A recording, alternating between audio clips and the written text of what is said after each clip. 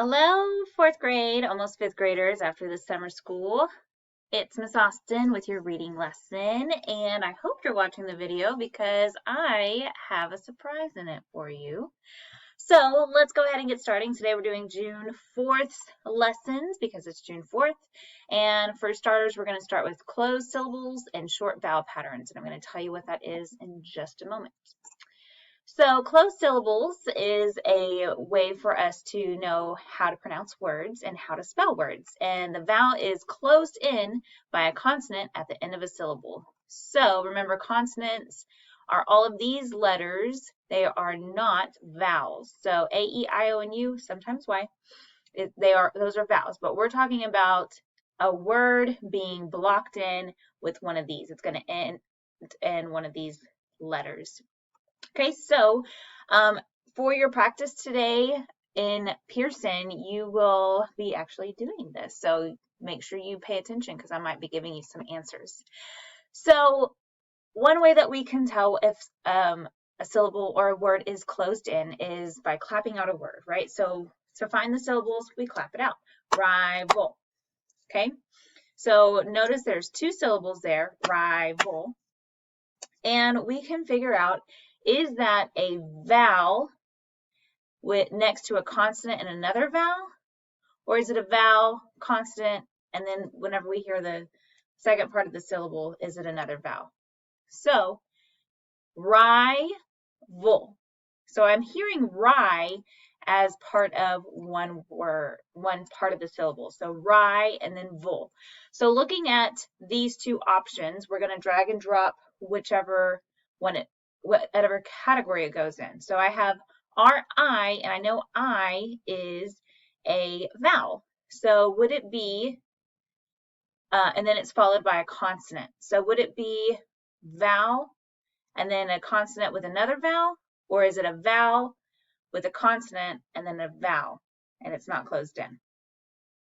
Well, if you said vowel and then consonant vowel, you would be correct. So I'm going to move that bad guy over there. So we have our I makes it a vowel, and then rival, V-A-L, that starts our consonant here. Okay, so let's try another one. Let's look at the word hazard. Hazard, hazard, hazard, hazard. Okay, I hear two syllables there too, and I need to figure out where's the distinction. Hazard. I hear has as part of the first syllable, hazard. So would that be a vowel and then the second part of the syllable is the consonant vowel, or is it a vowel, consonant in the first syllable, has, and then ard? So the A here, since it's the beginning of the second syllable, then that means that we're starting with the vowel. So we're going to move that one here. Okay, let's take a look at this next one, vanish. Oops. So van-ish, van-ish. Would it be a vowel, van, I hear the N sound, so that's a consonant. So that means that I'm going to be ending with a consonant, and then the I tells me that we are starting with a vowel there. Oops, I want to underline that. So which one would it go in? Just kind of like what we did with hazard, it's the same. So it's going to go in this category, which leaves pilot, pilot. So if I were to distinct it, pilot, and then I see I, we're ending with I here. So that means we're ending with a vowel in the first space, and then we have our consonant, L is a consonant, and then an O. So that's what those letters mean. I don't know if I said that earlier. The V is a vowel, C, consonant, vowel. So then this one goes right there. And you will be doing this in Pearson, so I hope you are paying attention. And if not, watch the video again. Okay, and the other pattern we're looking at is short vowel patterns. Yesterday, we talked about long vowels, where the long vowel says the letter's name. But this time, if we're talking about short, that means we're saying the sound. So short A means that we're not saying A, we're saying A. So happen, happen. Short E means we're going to say the E sound, not the E. So member, member. Short I is the I, disappointed. Short O means we're saying the ah sound, problems. And then the short U is s-os. We're saying the instead of U. So what we're going to do is we're going to move these over to where they belong. So listen for the sound that we're talking about. I've already separated this into our closed or into our syllables, and that'll help us. So our first word is empty, empty, empty. So that is a short E sound, empty.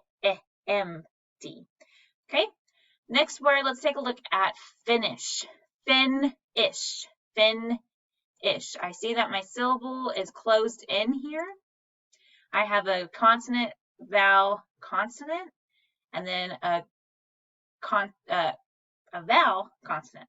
So fin, where would this one go? It would be with the short I. It's not saying finish, it's finish. Okay. Next word is until. We've already seen that. Oops, why is until here? Let me move that down. That was not right. Until, I hear the sound. And then till, we're looking at the back part because until is already over here. So until, I hear that sound again. After, after. I'm hearing that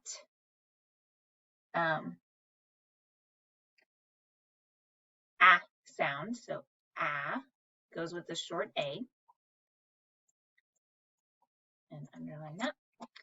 Umpire, umpire. Ooh, this one might be umpire. Umpire. So I definitely hear the first syllable is with a U here, and then ire. I hear it say its name, so that's why it's not going to go with the I, because we're not doing long E sounds. So we're going to keep it with the U's. Factory, factory. I hear the A sound. Govern, govern. I'm going to underline that first syllable there. Govern. That would be an O, gov, of. It's not saying govern. And then bottom, bottom. And there you have it. So that's how you sort out your short vowels. Remember, short vowels will, excuse me, short vowels will say the sound. All right, so now it is time for the surprise. We are going to guess that mysterious sound. And I want you to tell me what this sound sounds like to you. And you'll be able to answer it on the Google form after we finish the video. So let's see if I have it. Oh no, I lost it. Hold please. So I have found it. Did y'all hear that sound? Let's see if you can hear it. What is that sound?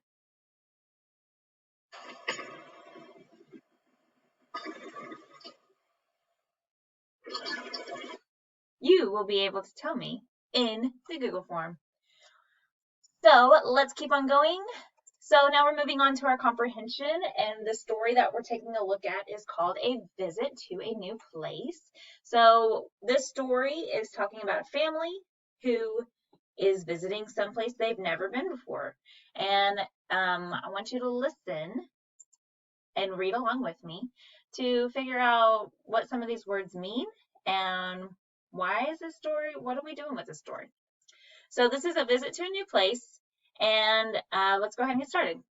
It says, Leon and Mark were going to Cuba with their dad. Do you think Cuba will be anything like New York City? Leon asked his brother. I guess we'll find out, Mark replied. The flight to Havana lasted several hours. Getting through customs seemed to take even longer. Then they had to find a taxi to take them to their grandmother's apartment. So far, the boys thought the trip was quite a challenge. I wonder why they thought it was a challenge, because they had to do a taxi and it was a long trip. The boys stared out the taxi windows. They thought the plants and streets looked strange. Dad tried to cheer them up. Hey guys, I know this place is quite different from what you're used to, but people are slowly fixing it up. Besides, it's always good to expand your experiences, right? But all the boys could see were old buildings that needed new paint. Expand is a word that's highlighted, and the word expand means to grow bigger. Just like whenever we talk about expanded form in math, we make the number bigger, we expand it out. Grandmother's bright yellow building had a bakery shop on the first floor and an apartment above it. Grandmother hugged everyone tightly and led them upstairs. We'll rest tonight, she said, but tomorrow I'll show you my beautiful city. The next morning, Grandmother's friend Mel picked them up in his taxi. Mel drove the family down narrow streets in the oldest parts of town. He pointed out huge museums, busy markets, and stone churches. He also told stories about Cuba's history.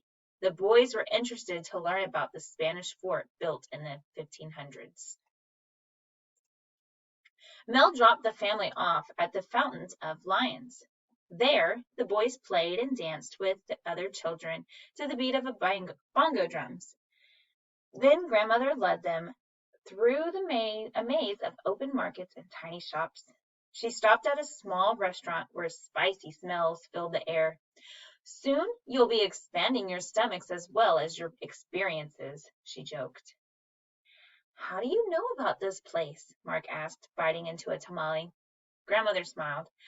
I lived here all my life. Would you like to hear some stories about what life was like when I was a young girl? She asked. The boys nodded, and Grandmother recounted her childhood memories of growing up in Havana. When it was time to go back to New York, Leon and Mark were sad to leave. Every day with Grandmother had been an adventure. They enjoyed visiting Cuba and had learned about its history, but most of all, they had made new memories. Now, they couldn't wait to visit Grandmother again. So the story's point of view helps us to view the story through the boys' eyes. So point of view is going to help you to understand what these guys are going through. All right, so what's the next part? What do we do next? So there's going to be a Google form just like yesterday. Questions from the reading. I know it says a visit to Space Camp here, but I'm going to use this same slide every time just so I don't have to make a new one every time. But this time you're going to do some questions over this story as well as the mystery sound, don't forget. And then once you're done with that, you will click on the Pearson link for June 4th. If you didn't finish June 3rd, please go in and finish it. And they all should be uploaded in there. Thank you so much, Parker, for letting me know that you could not see the work. The assignments were not there. Kudos to you. A+, super happy that you told me that. That was really helpful. But it should be working. If you have trouble, call me, text me, email me, Class Dojo, whatever it is, okay? So that's our reading lesson for today. Y'all have a good day of learning.